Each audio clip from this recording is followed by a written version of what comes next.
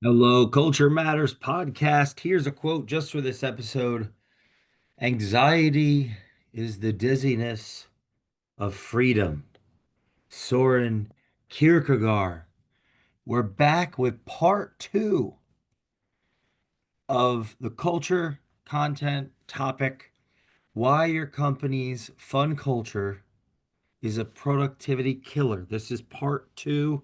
If you haven't listened to part one, go back and listen to it. You can likely listen to this or that, not in order. However, so keep listening. But if you want to get the full scope or breadth of the conversation, go to part one after this part. The part one was ultimately about the order matters.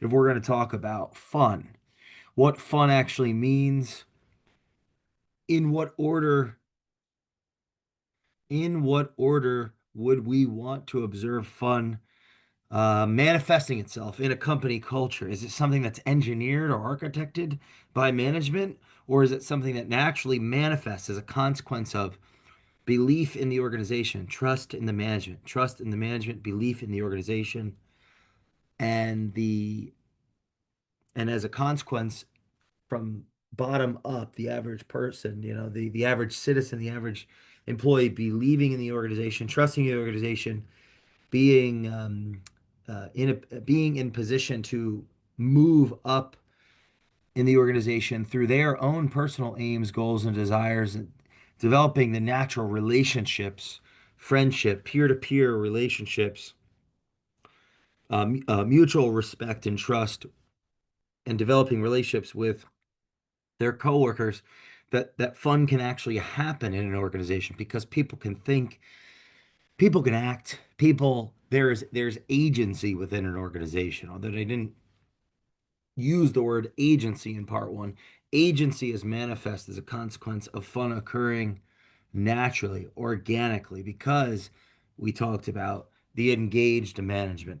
When those in positions of authority and influence in leadership by title model the core values and actions, the behaviors, the habits, the rituals in action necessary to inspire, to guide, to lead by example, at the bottom.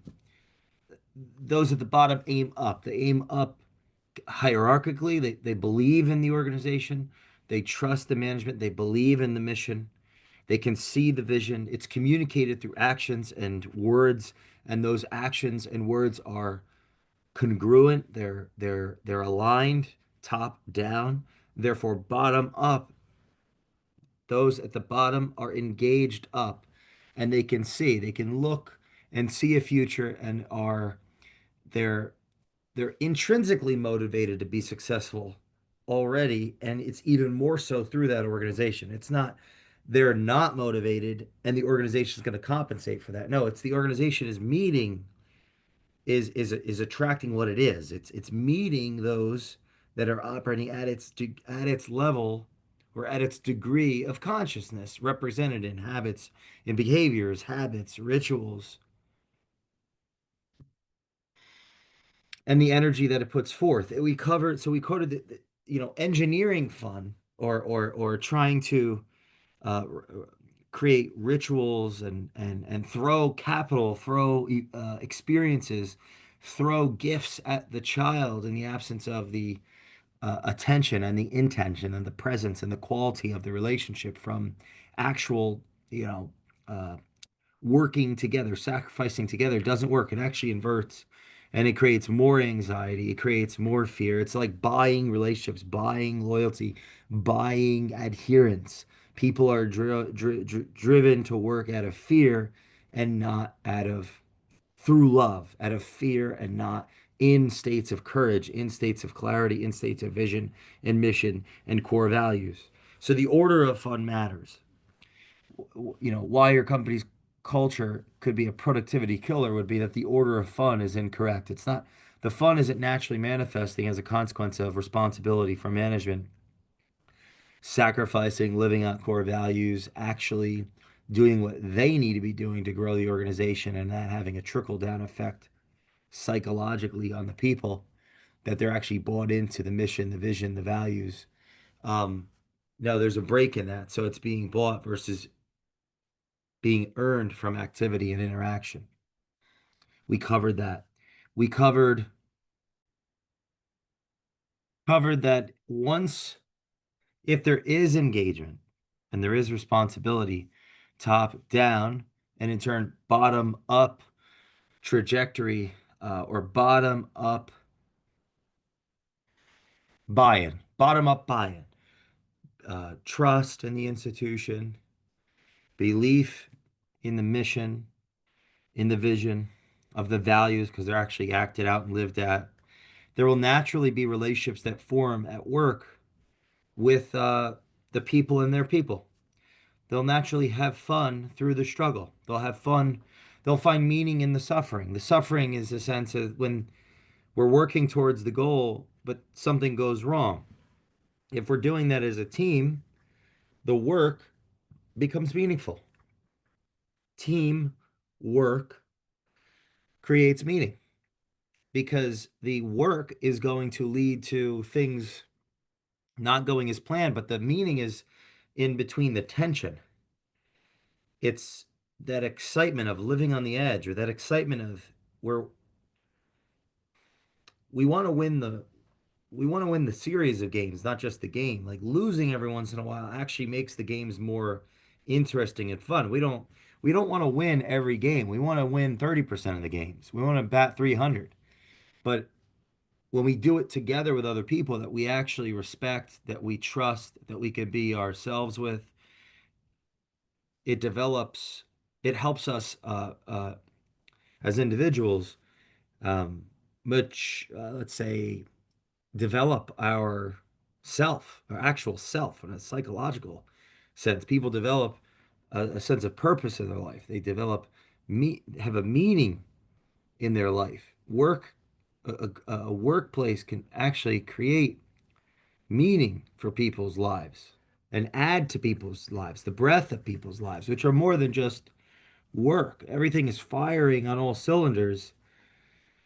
It's those are the workplaces that people have those memories for the rest of their life. Like, wow, that was an unbelievable experience. We were really doing something great and we were a part of something. And so that is where top down influences bottom up. Those relationships are built.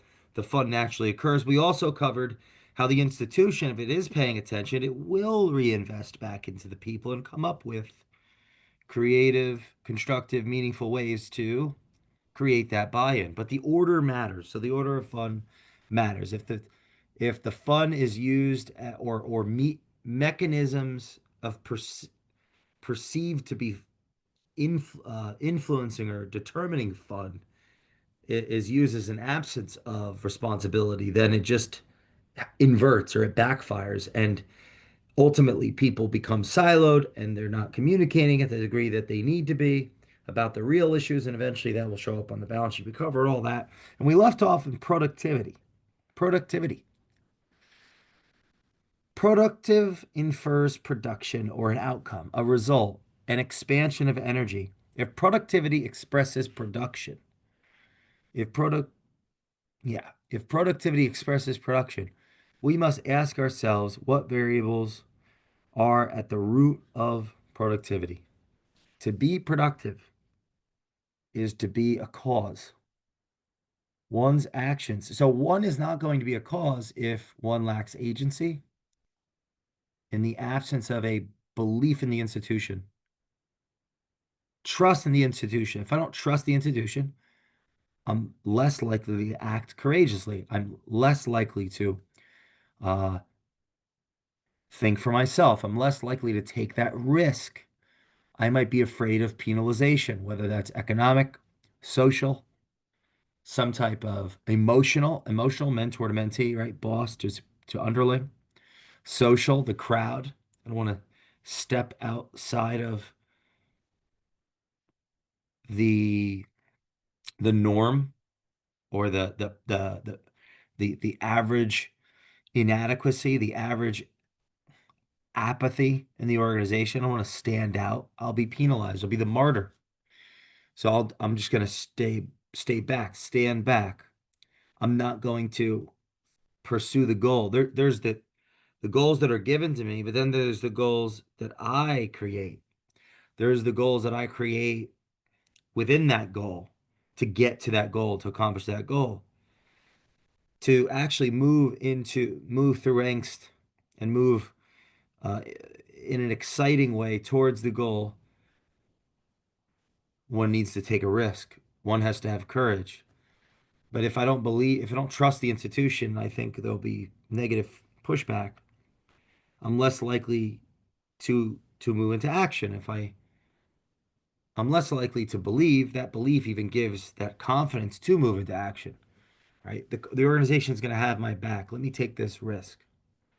I'm a hotel manager. Let me comp the room. This guest is a consistent customer who's going to tell their friends and their peers about how great we are.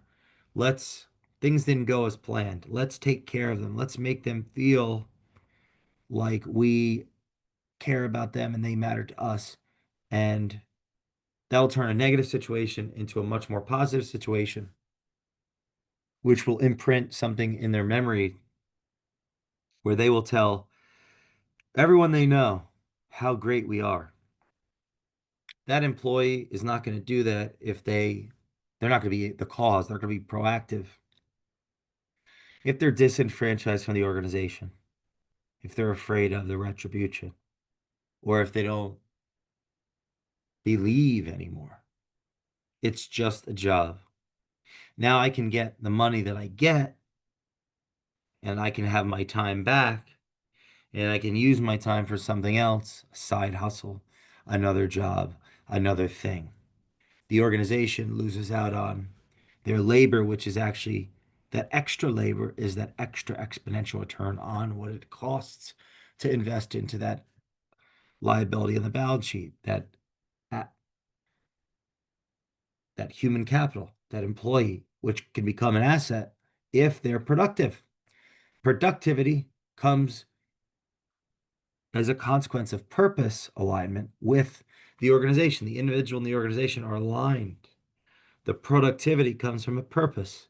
Their individual purpose is tied to it flows through the organization. There's a there's a reciprocal flow between the individual's personal purpose and their personal goals, desires, aims, and the organization's purpose, its vision, its mission, and the values align. They're integrated and always in flux and becoming disjointed for various reasons, whether that's life, things that are going on in each specific employee, or whether it's the life cycle of the organization. There's a constant tension, and that's where management comes in. That's the role of management, is to keep the train on the tracks, to keep that alignment in tow. And it's a sacrificial role. It's a sacrificial role. It's a sacred role. It's a spiritual role. Producing, so productivity has a relationship with purpose, which has a relationship with presence of management in physical, emotional, psychical, spiritual shape. Producing is to sacrifice time and energy and filter these two variables through a competent lens. The outcome of a goal, a sacrifice, and knowledge being used is productivity. Wait, the outcome of a goal, a sacrifice, and knowledge being used. Yeah. Well, because the product, the ivity piece is the interaction. That's where we left off last time. That was the end of part one, is that there's an interaction going on and it's iterating over time. The product is the outcome of those interactions that iterate themselves over time, which has to do with the relationship between each employee themselves to the organization, themselves to their peers, themselves to the customers, and those are all relationships that relate to one another. The product or service created and fulfilled, productivity has a relationship with intellectual property. What do they know? What do they know they don't know? What do they think they know they don't? And so on. Will, transfer of energy, intention, and ultimately a greater investment of mental forces in an outcome than the time invested and the compensation and overall cost for creating that outcome. If it's going, if the flow is working, the organization, the fact that it's existed, it's been in existence, the longer it's in existence and has a good reputation, because the organization develops a reputation. A brand is like a reputation for an organization. Reputation for an individual is a reputation. The brand is the belief consumers have in organization to solve for, right? X to solve for Y. That's the reputation. As time goes on, that reputation grows and grows. The brand grows and grows and grows. And more energy is being, attention is being given to it, which it's like a conductor of energy. A greater investment of mental health. So it's compounding. And so the individual potential of each constituent gets a return based on, it's like that snowball or a pebble dropped to the top of a mountain. By the time it gets to the bottom of the mountain, it's a boulder. All employees are riding that pebble turning into a boulder, the pebble being the organization when it started, and how many decades later, when it has a reputation, people believe in. There's a belief, there's a trust, there's a willingness to for consumers to invest their capital in, um, to rationalize. When things don't go wrong, they rationalize, oh, I still love the brand.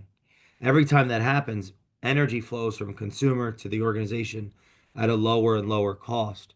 So there's this margin that grows, this profit margin grows with the brand.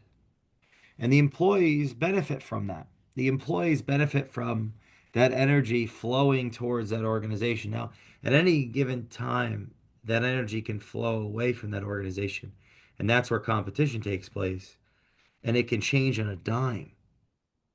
It can flow at a dime. So, for example, somebody worked for a company for 20 years and they could have got a job anywhere in the world, but they wouldn't leave because they're loyal. Something goes on where that reputation of that company changes. Now that 20 years of working there, oh, they can't get a job anywhere. Oh, you work there. It's totally flipped on them versus everyone in the world thinks highly of that organization. They've been there 20 years. They can get a job anywhere and they get paid more. They're Someone else wants what they have, they're willing to pay more in the short term. That may or may not work out because it's a risk they're taking on that person. That person's taking a risk on that other entity, which may or may not be as good in the long term as the organization they were originally with.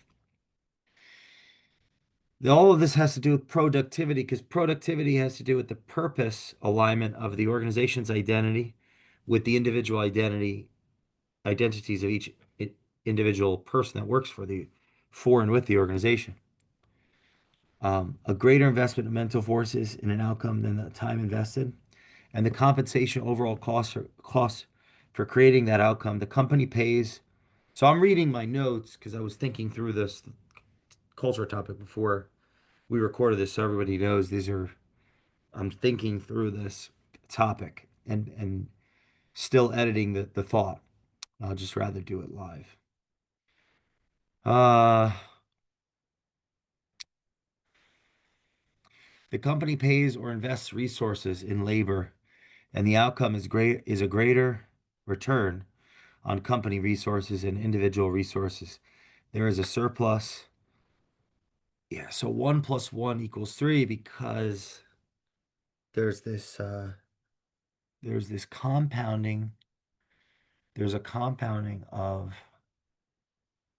if I'm bought into the organization, I'm going to put more time than is required because of how the psychology of it works.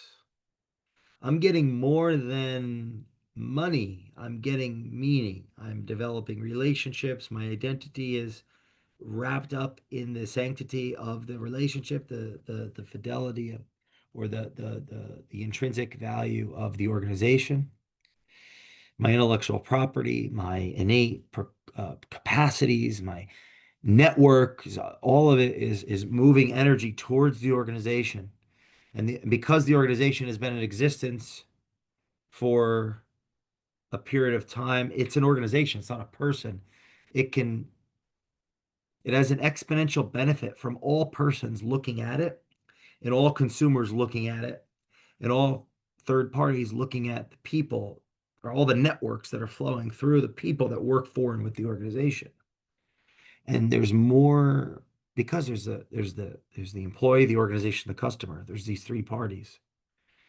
They're all flowing energy towards the organization. As long if the organization is managed in a way, if the organization is managed most productively and effectively, efficiently, so productively, then the least amount of energy is leaving the system, and energy flowing in the system is compounding at a greater rate than what's leaving, and that rate will always be greater than what people can expect from it. This is why it's so important what the CEO is paid and how they are compensated and how they model values for the organization. Because if the CEO is like the governor, they dictate how much energy is leaving the system versus going in. If that CEO position is the right human in the right seat at the right time with the right pay, with the right insert, all that is like that's complex.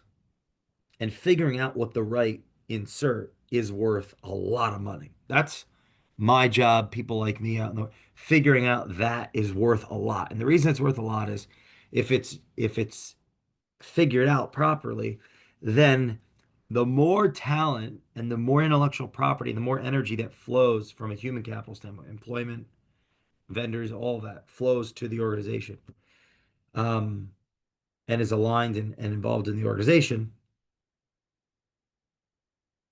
then as long as the customer solution keeps up with competition and innovation, there will be an exponential growth curve to the organization of profits that is greater than whatever the pay will be for the people, because the people will always be paid less than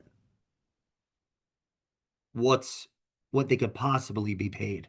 The people will, and they won't care. They won't care because how much the people care has to do with resentment and has to do with spirit, like, or some like fate, some type of belief. So it's me, oh, I guess meaning, like, because that subjective meaning, it has a relationship with all these other factors. So where I'm going with this is if it's done right, the organization will just grow and grow and grow, and the people will inevitably be paid less than, air quotes, their worth. Now that's the air quotes is they're not worth this worth has a relate ha, mm, the worth of the person has a relationship with or is benefiting. It's like almost like you can't fly without a plane. The plane is the organization. The person's not even able to fly without the organization.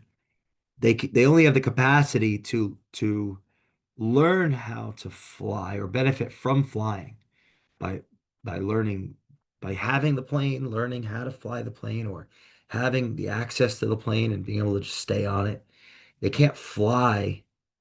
It's like that Nietzsche quote, you can't fly into flying. It's first crawl, then walk, then run. One can't fly and dance. One can't fly into flying. You need the organization. But the organization creates that opportunity if it isn't operating in a way that's leading to meaning, but it's leading to resentment,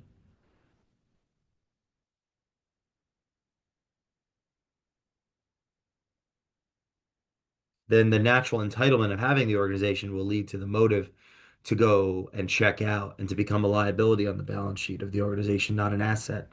And ultimately learn through osmosis the intellectual property necessary to create a competing organization. This is a conversation for another day, but I guess I'm having some of it now. Productivity means more energy is created from not more variables prior to, but in combination of something new has been created from something old, but mixed. Quote, the meeting of two personalities like the contact of two chemical substances. If there is any reaction, both are transformed. That one could say that for the employee and the organization. If there's any reaction, both are transformed. Lastly, what is to kill? Yeah. Is kill an end? How can fun company culture end or kill productivity? Well, if fun infers non-work, non-sacrifice, lack of customer focus, and an inversion, the company and its people are focused on themselves and not the other, right? The other is the customer. The other is the shareholder. The other is the stakeholder. The other is, it's those outside of self. The the emphasis on the other helps temper the selfish impulse to strive in the first place, which is outlined in like the first book on economics, the Wealth of Nations is over here somewhere. Might be downstairs, but Adam Smith. The culture is a consequence of customer service. Culture is a consequence. That implies a moral, a value argument. Culture is revealed in the customer service. There are different cultures, open societies, closed societies, societies that benefit the tippy top. Interesting. In a sense, all societies benefit the tippy top, but it's how likely those towards the bottom can or believe they can move up towards the top. That's like the big question that I think I am capable of arguing today or trying to elucidate on, but I'm just thinking out loud. But customer service reveals the values that are being acted out, modeled in the organization. Right? Selfishness or selflessness, self-sacrifice, service. What is service? It's sacrificing short term for long term gain individually, which in the short term helps the other,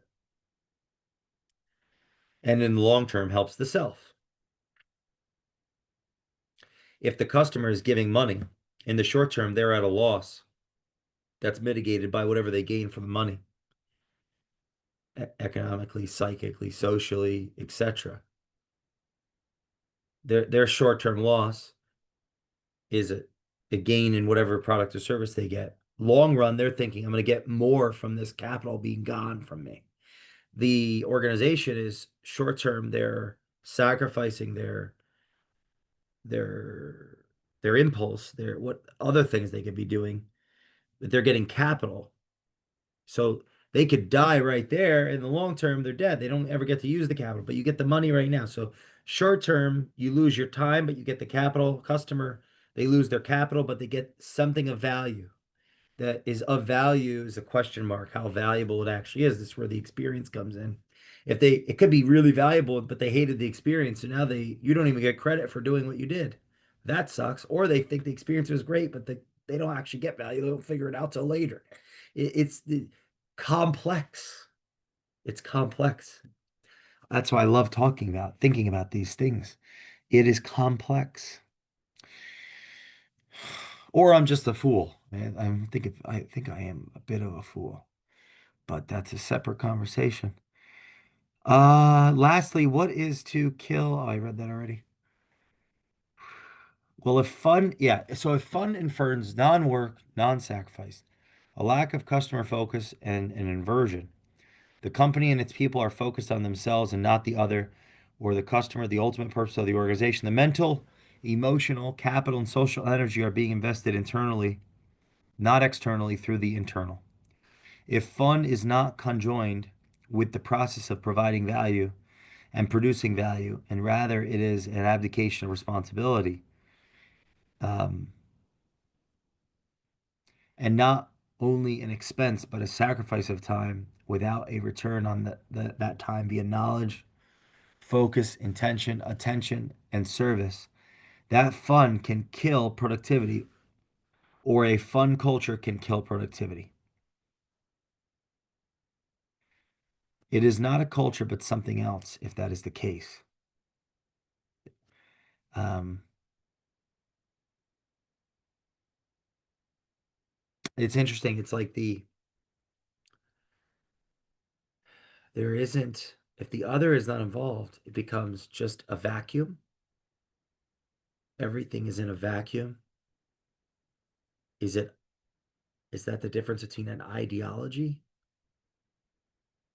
an ideological proclivity for everybody to just agree on this is what it is, this is why it is, this is how it is, this is the truth, this is our organization. That doesn't, we don't care what the customers think. We're not listening to the customers. How long is that going to occur before the customers stop paying? Because we are too focused on ourselves and our own environment and not enough on the customers of what they think and what value that they're getting. Eventually, we're going to succumb to our own institutional bureaucracy, our own narrative. The narrative, we're going to crumble under our own narrative. The narrative is not enough. It's a means to the end. The end is in service of value creation for the customer. The narrative is a means, and the narrative is going to change as conversation, communication, as information flows throughout the organization. The narrative will change, the vision will change, the mission will change. The core values will be tested. The core values will be tested. Core values will be revealed. The value of values lies in the value of values lies in that we value values. We value values enough to uncover or discover them. And that's done through service to the other. That's done through work. It's done through listening, speaking, thinking, relating, interacting. It's done through relationship, ritual. Uh,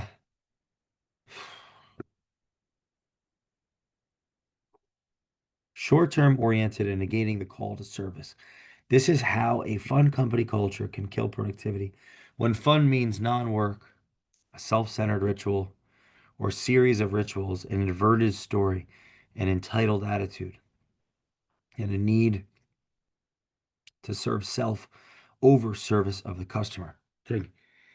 There is an impulse to serve the self, but the responsibility to the customer has to offset that so that the information flow between what is valuable and what isn't valuable continues, and more value can flow to the customer. As it flows to the customer, it cleanses. It's like blood in the body just flowing. It's if there's a blood clot, you could have some kind of ailment. Information clots in an organization as a consequence of the breakdown of trust, the breakdown of respect, belief, communication, confidence, competence. You get clots, and now you're missing information, and now you're losing against your competition. You can get super rich along the way, but eventually the business will fail. And of course, there's this whole personal psychological aspect to it that does that type of human stay, ever become wealthy or stay rich if they can't even lead an organization? How are they going to lead their lives? And of course, then you see a pattern of behavior of those that build success, quote unquote, accumulate capital and then squander it based on how they live their actual lives. There's a connection or between how one works and how one lives, and they work and teach one how to live. Work is like the practice of how to live. Right? You love your neighbor like you love yourself. Work can help. Work what tests one to actually love oneself, like to learn how to be a self, working with people, customers that don't like you, staff, employees, uh, bosses. You have to be a person to actually function in the system.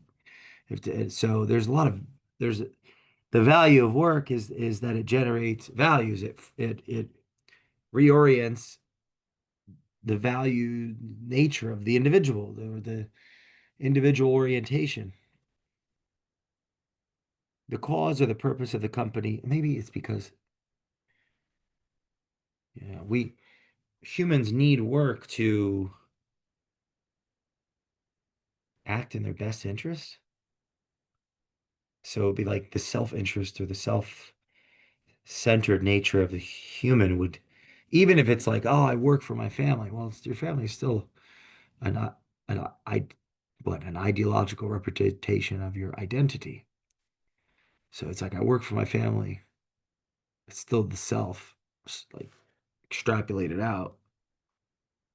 Maybe if one's younger, they're working truly for themselves, consumption, status, dominance to attract the mate, to have the offspring, to now oh, I work for my family. I'm still working for myself. It's just an extension of myself from a temporal sense. The service that the customer tempers that self-centeredness, the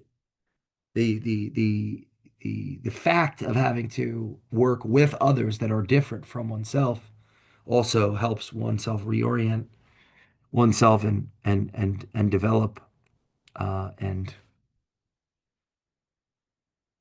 become a person ultimately. Like, our species needs to work to.